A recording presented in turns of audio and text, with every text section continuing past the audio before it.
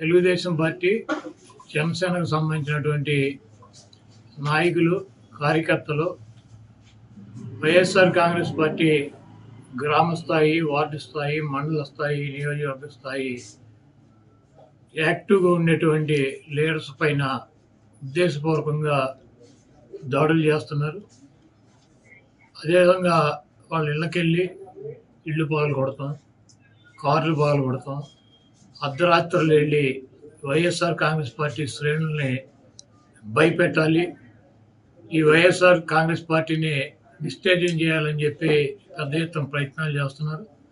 వాటిల్లో కొన్ని చోట్లయితే ఫిజికల్గా వ్యక్తుల మీద దాడులు చేయటం, కాళ్ళు ఇరక్కొడతాం, చేతులు ఇరక్కొడతాం, తల్ల బాగలు కొడతాం.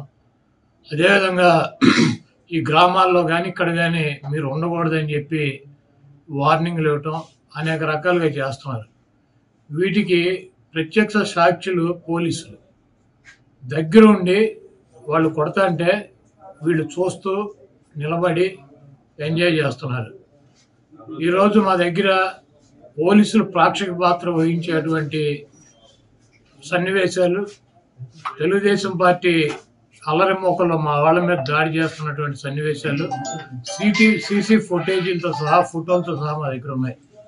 మేము ఎస్పీ గారికి కానీ లేదా లోకల్గా ఉన్నటువంటి పోలీస్ స్టేషన్లో కానీ కంప్లైంట్ ఇచ్చినా, ఒకవేళ మాకు ముందు సమాచారం ఉండి ఇట్లా గొడవ జరిగేటువంటి పరిస్థితి ఉందని చెప్పినా కూడా వాళ్ళు వచ్చి ప్రేక్షక పాత్ర వహించడం, అదేవిధంగా ఎటువంటి కేసులు కూడా కట్టినటువంటి పరిస్థితి లేదు.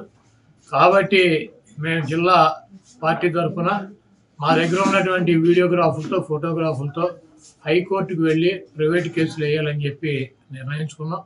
తప్పకుండా దాడులు చేసినటువంటి వాళ్ళే కాదు, దాడులు చేస్తుంటే చూస్తున్నటువంటి పోలీసు వ్యవస్థ మీద కూడా కేసులు వేయటానికి సిద్ధంగా ఉన్నాం. అదేవిధంగా వైఎస్ఆర్ కాంగ్రెస్ పార్టీ నాయకులకు కానీ, అదేవిధంగా కార్యకర్తలకు కానీ ఎటువంటి భయం, ఆందోళన చెందాల్సినటువంటి అవసరం లేదు.